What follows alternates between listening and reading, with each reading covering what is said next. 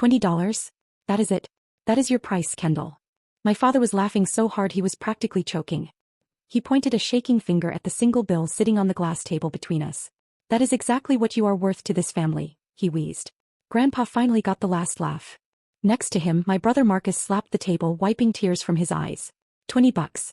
I guess being the boring, responsible one didn't pay off, did it? I didn't say a word. I just stared at the money. While they laughed, I did the math in my head. I wasn't counting the inheritance I lost.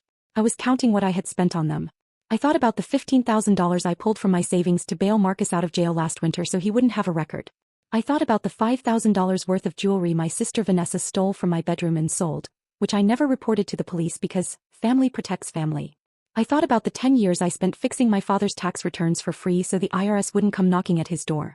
They saw a $20 bill and saw a punchline. I looked closer. Around the serial number there was a thick circle in red ink. My grandfather didn't make mistakes. He didn't do pranks. That red circle wasn't an insult. It was a code. I reached out and picked up the bill. It felt crisp in my hand. I folded it once and slid it into my pocket. Enjoy the house, Dad, I said, my voice calm enough to stop their laughter cold. You are going to need it. Have you ever been the one holding the family together while they treat you like you are invisible?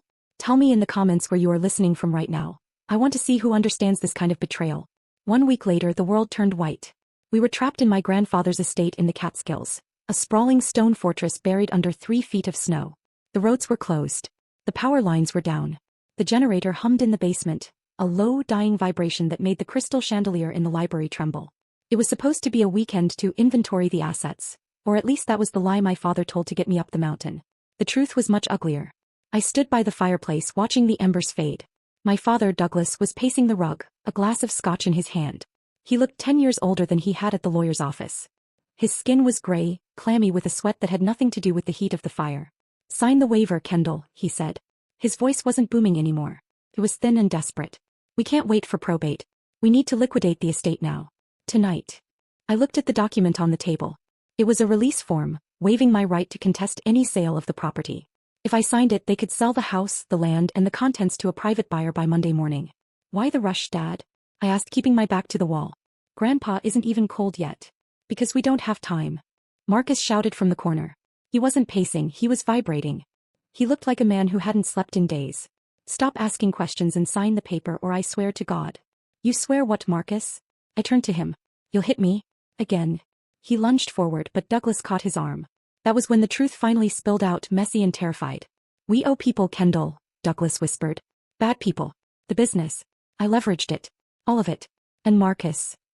He looked at his son with a mixture of disgust and terror. He borrowed against the inheritance before Grandpa even died. $2.5 million, Marcus choked out. I owe $2.5 million. If I don't have it by Tuesday, they aren't going to sue me. They are going to kill me. The room went silent, save for the wind howling against the leaded glass windows. I looked at them, really looked at them. For years I had been afraid of these men. I had flinched at their raised voices, made myself small to avoid their wrath. But standing there in the flickering light, I didn't feel fear. I felt clarity. In psychology they call it an extinction burst. It's what happens when a toxic system loses its supply. When a narcissist realizes they are losing control, they don't negotiate. They explode. They ramp up the aggression, the threats, the volume, hoping that the sheer force of their rage will force the victim back into compliance. It looks like power, but it isn't. It's panic. It's the final, desperate thrashing of a drowning animal. My father slammed his glass down, shattering it. You are going to sign that paper, he snarled, stepping into my personal space. You are my daughter. You exist to serve this family. You don't get to say no. He thought he was being terrifying. I just saw a man who knew he was already dead. I can't sign it, Dad, I said softly. Why not? He screamed, veins bulging in his neck. Because you can't sell what you don't own. I walked past him toward the heavy oak door leading to the basement. Marcus moved to block me, his hands balled into fists, but I didn't stop. You want the money? I asked, my hand on the cold brass knob. It's downstairs. Grandpa showed me. The rage on their faces vanished, replaced instantly by a greedy, desperate hunger. The extinction burst had paused. Now the trap was set. The atmosphere in the room shifted so fast it gave me whiplash. 1 second, Marcus was ready to take my head off. The next, he was staring at the basement door like a starving dog looks at a steak. Grandpa was paranoid, I said, stepping away from the door frame. He didn't trust banks. He didn't trust the government. And he certainly didn't trust you. Where is it? Douglas demanded. He wiped the sweat from his forehead with his sleeve, his earlier bluster replaced by a frantic, vibrating need. Show me. I didn't answer him. I just turned and started walking down the narrow wooden stairs. The air got colder with every step. The generator was down here somewhere, chugging away in the darkness, filling the space with the smell of diesel and damp concrete. My grandfather had spent the last 10 years of his life down here. He told everyone he was building a wine cellar. My father never bothered to check. He was too busy spending money he hadn't earned yet to care about an old man's hobbies. I reached the bottom landing and pulled the string for the single overhead bulb. It flickered to life, casting long, dancing shadows against the far wall. "There's nothing here," Vanessa snapped from the stairs behind me. She was hugging herself, her designer coat pulled tight against the chill. "It's just a wall, Kendall. Are you messing with us?" "Look closer," I said. I walked to the heavy oak shelving unit pushed against the north wall. It looked permanent, bolted to the floor. But Grandpa taught me about leverage. I reached underneath the bottom shelf, found the release latch and pulled. The entire unit swung outward on silent, well-oiled hinges. Behind it wasn't concrete. It was steel.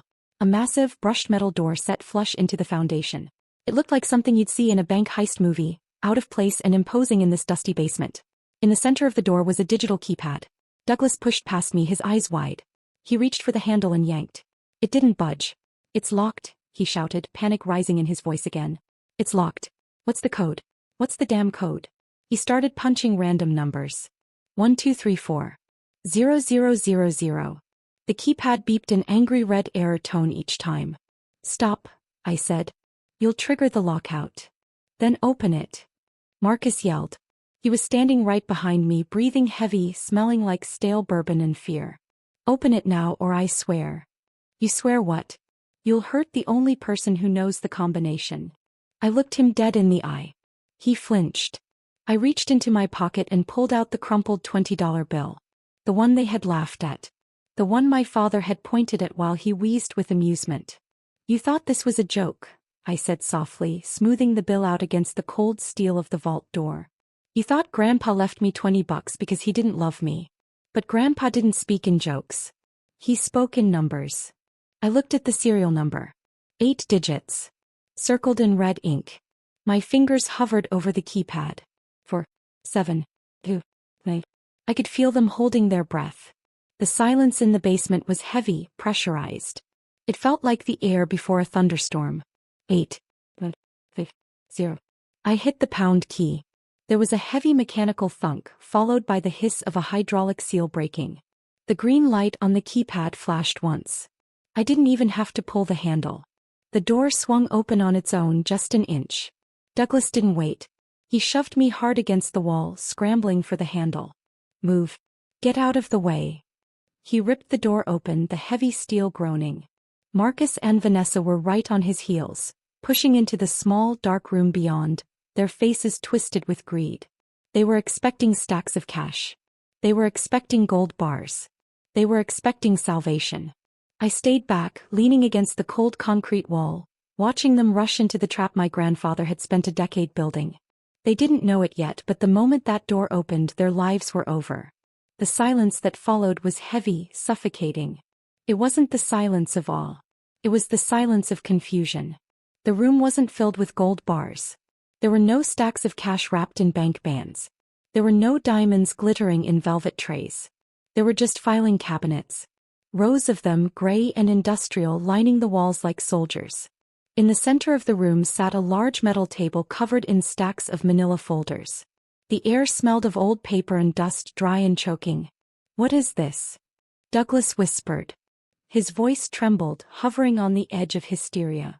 He spun around, eyes wild. "Where's the money? Where's the gold?" "It's right there, Dad," I said, leaning against the door frame. "You're looking at it." He didn't understand. None of them did. They were looking for wealth they could spend. They didn't realize they were standing in a graveyard of their own mistakes. Marcus grabbed the nearest stack of files and threw them onto the floor. Papers scattered everywhere. White, yellow, pink carbon copies. He fell to his knees, clawing through them like a madman digging a grave. "This is trash," he screamed. "It's just receipts. It's garbage." "Read them, Marcus," I said. My voice was calm, almost bored. "Read the names." He froze, his hand clutching a crumpled sheet of blue paper. I saw his eyes scan the text. I saw the blood drain from his face, leaving him pale and sick in the flickering light. This is my marker," he whispered. "From the track. The one I signed over to. He looked up at me, terror flooding his gaze. How did he get this? Joey, the Knuckles doesn't just hand these out. Joey sold his bad debt portfolio 3 years ago, I said. Grandpa bought it through a shell company. He paid 10 cents on the dollar. Across the room, Vanessa had picked up a small red notebook. She opened it and I watched her knees buckle. She slumped against a filing cabinet, sliding down until she hit the floor. The pawn shop, she choked out. The diamond earrings. Grandma's pearls. He bought them back. Every single piece, I confirmed. He kept the receipts. He logged the dates you stole them, the dates you pawned them, and the dates he reclaimed them. Douglas was standing by the table holding a thick, bound document. His hands were shaking so badly the paper rattled like dry leaves. He didn't need to speak. I knew what he was holding. It was the deed to the house we were standing in. And the deed to the summer home. And the lien on his failing business. Stamped across the front of every single page in thick, unforgiving black ink, was a single word. Purchased. He owned it all, Douglas wheezed. The bank. The creditors. He bought the notes? He didn't trust you to manage an inheritance, I said, walking into the room. The air felt thin, charged with the static of their collective shock. He knew you'd burn through cash in a year. So he invested in the only thing you were good at creating. Debt. I walked past my shivering sister and my terrified brother. I walked up to the table where my father stood, a broken king holding a crown made of paper. I reached past him and picked up the single thin blue folder lying in the center of the table. It was the only file in the room with my name on it. I opened it. Inside was a single document. An irrevocable option contract. I read the clause silently, though I had known it was there since the moment I saw the red circle on the bill. Upon my death, the trustee Kendall Holloway is granted the exclusive, irrevocable option to purchase the entire debt portfolio and all associated assets of the Walter Holloway Trust. I looked at the purchase price listed at the bottom of the page. Consideration, $20. It wasn't an inheritance. It was a sale. Grandpa hadn't given me a fortune. He had given me a weapon. And he had set the price exactly low enough that I could afford to pull the trigger. This is ridiculous. Douglas let out a short bark-like laugh. It was the sound of a man trying to convince himself that gravity didn't apply to him. He tossed the deed onto the metal table, the heavy bound paper landing with a dull thud. Grandpa was senile, Kendall. We all knew it. This little game of his? It won't hold up in court for 5 minutes. He looked at me, expecting me to flinch. He straightened his spine, puffing out his chest, trying to inflate himself back into the role of the patriarch. The king of the castle. It was a performance I had watched my entire life. Whenever he was wrong, whenever he was cornered, he just got louder. He just got bigger. I am the head of this family, he boomed, his voice echoing off the cold steel walls. I built this life. I made the connections. You think a piece of paper and a $20 bill changes that? I own you, Kendall. I made you. He reached for the option contract. His fingers hooked around the edge of the blue folder. I'm going to tear this up, he said, his eyes locking onto mine, daring me to stop him. And then we are going to go upstairs, call the lawyers, and fix this mess. I didn't move to stop him. I didn't even blink. Go ahead, I said softly. Rip it. He paused. The lack of fear in my voice confused him. That's just a copy, Dad, I explained, my tone conversational. The original is in a safety deposit box in Zurich. Another notarized copy is with the estate executor. And a digital scan was uploaded to a secure server the moment I walked into this room. His hand froze. The paper crinkled under his grip, trembling. You can tear that up if it makes you feel better, I continued. But it won't change the math. And you know how Grandpa felt about math. I reached into my pocket. For the last time I pulled out the $20 bill. It looked small against the vast expanse of the metal table. Just a piece of cotton fiber paper with a dead president on it. But in that room it carried more weight than a gold bar. I smoothed it out flat. I placed it directly on top of the option contract. Consideration, I said. That's the legal term. For a contract to be binding, something of value has to be exchanged. Grandpa set the price. He set it low enough that even the worthless grandchild could afford it. I pulled a pen from my pocket. It was a cheap plastic Bic pen, The kind I used to chew on when I was doing my father's taxes at the kitchen table while he watched football. Don't, Marcus whispered. His voice was thin, reedy. He understood. He knew what that signature meant. Kendall, please. Don't. I looked at them. My father, the bully who had shrunk into a frightened old man. My brother, the predator who was now the prey. My sister, the thief who realized she had nothing left to steal. You wanted me to sign a document tonight, I said. You wanted me to sign away my rights. You wanted me to disappear. I uncapped the pen. I'm giving you exactly what you asked for. I'm signing. I pressed the pen to the paper. The sound of the tip scratching against the page was the loudest thing in the world. I signed my full name, date, time. I pushed the document and the $20 bill toward the center of the table. Done, I said. The transaction is complete. The room went hollow. That signature wasn't ink. It was a blade falling. Douglas stared at the signed bill as the fury drained from his face, leaving it pale and empty. In that moment he understood he wasn't looking at his daughter anymore. He was looking at his owner. So, what does this mean? Vanessa whispered, her voice small and shaking. I didn't look at her. Douglas was staring at the contract like it had bitten him. It means, I said calmly, closing the pen, the hierarchy of this family has just changed. I lifted the blue folder.